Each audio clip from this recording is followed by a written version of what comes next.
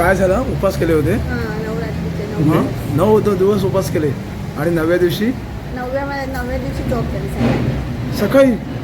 मग तिचं हेमोग्लोबिन कमी झालं असेल किंवा तिचं ब्लड प्रेशर हे झालं असेल, वाट लागली किंवा गॅस झाला असेल, जीव जीव जीव गेला ना. मग ईश्वराने काय सांगितलं, मनामध्ये भक्ती पाहिजे. हां, आम्ही तिला सांगितलं 8व्या दिवशी तिला उभं पण राहायला होतं, तर तिला सांगितलं घरी जा, नाही गेली. ही कधीची गोष्ट आहे? आत्ता आपल्या 9 आणि काम काय करायची?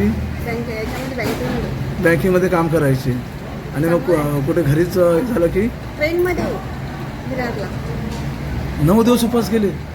काय गरज आहे मला सांग. काहीच नाही. हां, तुम्ही काम करता ना, काम उपाशी मोठे काम नाही करायचं.